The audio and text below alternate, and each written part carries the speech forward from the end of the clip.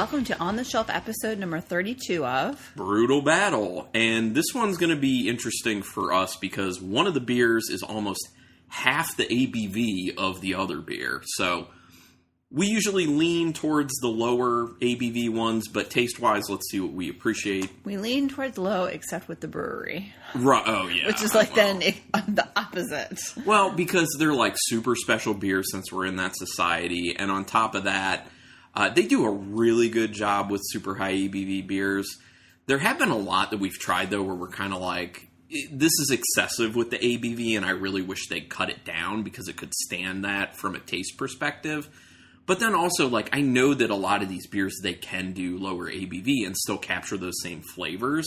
So it's just like, I don't know. I feel like it might just be a matter of time before they actually start trending that way and realizing that kind of that's what the market wants more of. That's why you're seeing a lot more people kind of skewing towards non-alcoholic options, like non-alcoholic beers getting more popular. Those like the hop lark, the hop water that we had on, or the hop tea that they do, stuff like that. And also just lower ABV beers in general. People want a lot more sessionable stuff more often. I'm not saying it's just like that's the most popular thing right now, but I'm saying it's trending that way. Right.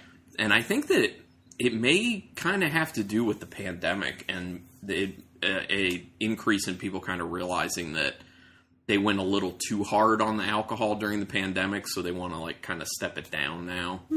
So the easiest way to step it down then is to, you can still consume a decent amount of an alcoholic beverage, but if you're choosing much lower ABV, then you're doing better for yourself. But anyway, that's not about the beers in front of us. Yeah, we got two other ones. I'm very excited about the first one because it's been some time since we've had anything from this brewery, and I remember enjoying hoppy stuff from them. I honestly remember enjoying pretty much everything I've had from this brewery, and that brewery is Sixpoint Brewery. They are out of originally Brooklyn, New York, but they also have locations apparently now in Parksburg, Pennsylvania, and Downingtown, Pennsylvania. Which I told Rebecca that before we started recording, and I was like, Victory is also in Downingtown. I feel like we should make a trip. Yeah. And hit up Sixpoint and Victory. That'd be pretty cool. I know there are also some other good breweries in that area. So, we'll see. But anyway, this is their Invisible Haze.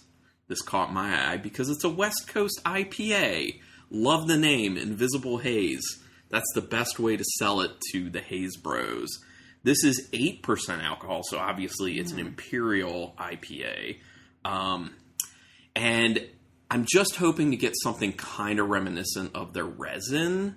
Which is, you love that resin. God, their resin was so good. I haven't seen resin in stores in like a while. Yeah. I always loved that. I mean, we loved like a lot of their hoppy stuff, like their I think Bengali was their IPA. That one was really good. And what was the other one that I really liked? Their Puff. You particularly really liked their Puff. Yeah. Well, then they had that Jammer pack. Yeah. And we really liked that. That was their Goza, and they did like a whole pack of fruited, of the Gozas done different ways. Like one was just straight up, and there was one that was like tropical, and one was like berry mix. And yeah, we did an episode on that. It's a pack attack. So you can find that on our website, brutalbattle.com, or on archive.org, search Brutal Battle, and then look up Jammer, honestly, and it'll get you there. Or Sixpoint, you'll find them. But anyway. It's clear. That color's beautiful to me. Orangish. It's very orange. There's a little bit of a haziness to it. I'm wondering if it's a chill haze just from being colder. But yeah, pretty clear otherwise. It's got good head retention. Just hanging out on there. So resiny. Ooh, man, it's resiny. Woo. I get a marmalade on there. Very clear marmalade. It's kind of like a... sticky. Marmalade to me smells kind of like a bright citrus mixed with honey. Yeah. In a sense. Okay. It's like sticky, though. Yeah. Yeah. It smells like it's going to have more of a syrupy mouthfeel to it. Which I'm totally down with. Totally down. Getting some pine. Yeah, there's definitely some pine in there. There's a little bit of the grain bill coming through. A little bit of that kind of like graininess, which sometimes is good in beer, sometimes a little bit not great. It smells like a brewery. Yeah. You know what I mean? Like that smell, like you just walk in and like it smells like this. Well, and I think that's the connection with that, the spent malt grain kind of smelling a little bit of that. So yeah, it is reminiscent of a brewery, but the nose is significantly lower level than you might think aroma-wise, but it's what I'm smelling smells good. A little bit of a sweetness on there too. I took my first sip. Definitely getting the very resiny, yeah. Very orange I'm getting the orange marmalade, that orange. Oh yeah, big time. Orange sweetness, and then there's a decent bitterness to it. Now, I will say it's not nearly as bitter as I thought they might go. So maybe that's kind of them trying to appeal a little bit to the haze bro community, especially because they call it invisible haze. So someone may see it and see like, oh, haze, or not immediately get the joke and grab it, and they don't want to like fully off-put them. I've definitely tasted significantly more bitter stuff from Sixpoint in the past, so I do think they were very restrained with the bitterness in this, but captured really nice West Coast IPA flavors, like that marmalade we're talking about. There's, that pine to it. It does have a syrupy mouthfeel to it, but not too much. It's not like to the point where you feel like you almost have to chew the beer. And Sixpoint does the tall 12-ounce cans. Yeah, that's right. They look like energy drink cans, basically. So this is nice. nice. You like it? I thought you would. I do like it. It's very dank and resiny, and that's something I miss a lot from IPAs nowadays. Yeah, it's just really good. You don't get this style a lot anymore. That's why when I saw it in the store, I had to jump on that. I'm like, we're definitely getting this. Like, I didn't even let Rebecca debate that. I'm like, this is for us. No, he was like, in the 6-pack holder. That bitterness is nice. It really rounds out the beer. It really does. It's almost too much for me. I feel like it kind of goes up to the line. And you feel like it's going to step over, and then it just stops. Like, for me, that's what it feels like. Yeah, for me, it crosses the line a little bit. Like, okay. I like the sweetness. I like the flavor profile. But then the bitterness is just a smidge too much for me. Okay, so moving to the second beer. This one's in a 12-ounce can, so less ounces, less ABV. We got 2 12-ounces, which is weird. Oh, yeah, that's right. That is 12 as well. It just, because of the tallness, throws me off. So this is 2 of Tarts Goza by Upland Brewing Company. And it is an ale with passion fruit and mango. It is 4.5%, and they're out of Bloomington, Indiana. So I've heard really good things about Upland from a sour standpoint. We've never had Upland before. Oh, wait. I think we did at Savor one year. Okay. I think that's what, I think at Savor we had them. There's a little thing they have on here that says all bets on tropical. It's kind of hidden in the can art, but I'm excited for this. I like a nice, light sour. So, heard a lot of good stuff about the sours from Upland. They're finally distributed in Maryland, so I'm excited to give them a go. And at our store, they had a decent amount of Upland there. So, if we like it... Because they had stuff in bottles. Yeah. I mean, we could even do, like, a version of a showcase if we like what we're tasting here. Oh, this is very yellow. Very yellow. Yeah, very pale yellow, slight haziness to it, kind of like the invisible haze, so it could be a chill haze. A little bit of a head sticking around, mainly fine bubbles, but a few medium to large. It's you get that salinity. Whoa. Yeah, it does smell salty for sure. Very lemony. Very goes on the nose. Yeah, there's a significant tartness on there. I'm getting some lime. What is in this? Passion fruit and mango. I do get the passion fruit. I don't think I get the mango as much as I get passion fruit. See, I feel like you would get the mango because I feel like it's a more stronger scent. Yeah.